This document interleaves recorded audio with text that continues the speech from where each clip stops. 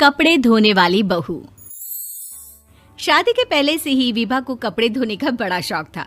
कभी नल के नीचे तो कभी तालाब के पास। अरे मेरी नीली वाली लुंगी नहीं दिख रही है। विभा की अम्मा, कहाँ रखी है लुंगी? अरे वो तो विभा ने परसों ही धोकर रखी थी आपकी अलमारी में, देखो वहीं होगी। वो ना मैंने आज धो दी, मुझे लगा कि गंदी हो गई होगी। अरे कैसे गंदी हो गई थी? उसे तो मैंने पहना भी नहीं। हे भगवान, इस लड़की के कपड़े धोने की आदत से परेशान हो गया हूँ मैं। जितना तो घर में राशन नहीं आता, उससे कहीं ज्यादा डिटर्जेंट पाउडर का खर्चा है। इसकी शादी करवा दो, शादी जाए अपने घर में ही करे काम, फिर चाहे घर के कपड़े धोने हो या पूरे गांव के।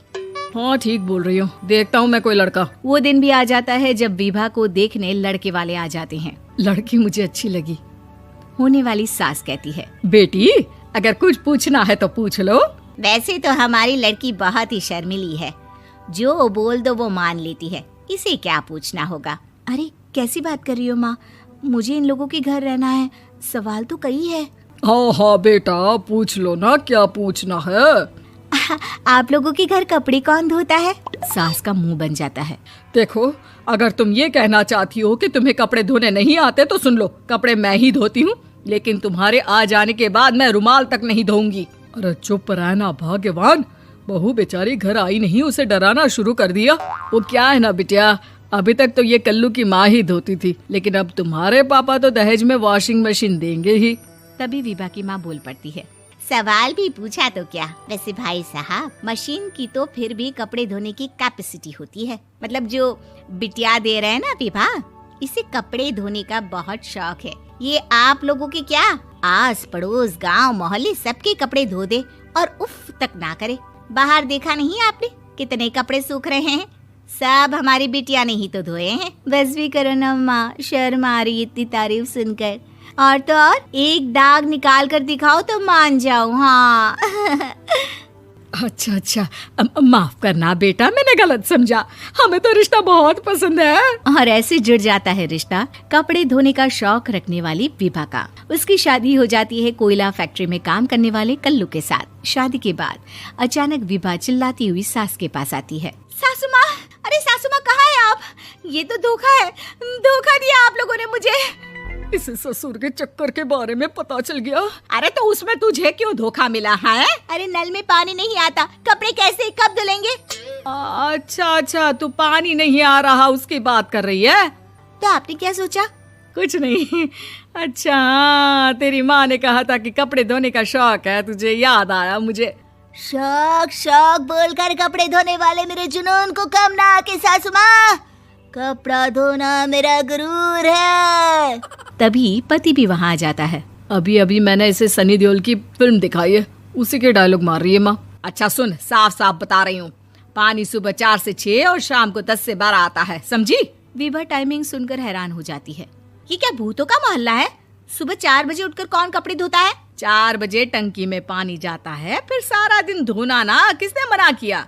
अरे कैसी बात कर रही हैं? 200 लीटर की टंकी में कितने कपड़े धो लूंगी मैं? सुबह ही उठ जाऊंगी मैं। अब क्या था, विभा सुबह 4 से लेकर रात के 12 बजे तक कपड़े ही धोती रहती। एक रोज सास पड़ोस से निकलकर कहीं जा रही होती है कि साथ वाली कहती है, हाँ कल्लू की माँ, जरा ये बताओ कि 2 साड़ी है, 2 ब्लाउज और एक पेटीकोट और एक नाड़े वाला लंबा कच्छा।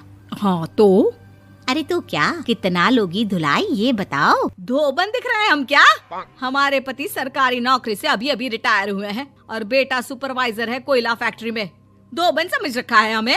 हाय रे कल्लू की अम्मा, माफ कर दो, वो तो मोहल्ले में यही सब बता रहे थे कि तुमने बहू को कपड़ा धुलवाने के काम में लगा दिया है। सास को पड़ोसन की बात सुनकर गुस्सा आ जाता है। वो घर पहुंचती है जहां घर के बाहर ही इतने सारे कपड़े सूख रहे होते हैं जितने कि किसी धोबन के घर पर। अरे ओ कल्लू की दुल्हन, बाहर निकल।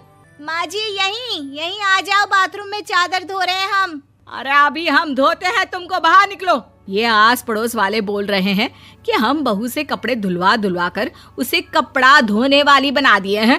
अरे छोड़ो ना माँ जी, किन लोगों की बातों में आती हो? आस पास के लोगों का तो काम ही होता है कि वो किसी तरह सास बहू को लड़ा दे। बहू सारे घर के कपड़े धोती है, ये क्या कम है? बोलिए। सास को भी लग जाता है कि वो बहू का ये सनकीपन नहीं छुड़वा सकती, इससे अच्छा है कि खुद ही चुप हो जाए। एक रोज सास और बहू मंदिर जाते हैं, जहाँ सास की साड़ी वहाँ खड़ी भीख मांगने वाली से मिलती है। माँ जी क्या बात है, आपकी साड़ी उस भिखारन से कितनी मिल रही है ना? हाँ हाँ, देखो तो दोनों की साड़ी मिल रही है। क्या बात है कल्लू की अम्मा, तुम खुद को तो अफसर की बीवी बताती हो और ऐसी सिंपल सी प्लेन साड़ी पहनकर घूमती हो। सिंपल और प्लेन नहीं है ये साड़ी। तो क्या सोने के धागे से फूल बने हैं? कुछ भी सासू माँ, कुछ भी। हाँ, बने थे इस साड़ी में सोने के धागे से फूल। मेरे पति लेकर आए थे मद्रास से स्पेशली मेरे लिए 10,000 की। ताहे भाई साहब इस भिखारन के लिए भी सेम टू सेम साड़ी लेकर आए होंगे 10,000 की। सास उस वक्त तो कुछ नहीं कहती, लेकिन बहू के साथ घर आती है और अलमारी से एल्बम निकाल कर लाती है। ये साड़ी देख रही है, ये वही साड़ी है जिसे मैंने अभी पहना था। इस साड़ी में ये जो चमकदार फूल दिख रहे हैं ना, ये सोने के धागों से काढ़े गए हैं। लेकिन तू लोकल वॉशिंग मशीन ब्रश से घिस घिस कर सारे फूलों को निकाल कर साड़ी प्लेन कर दी।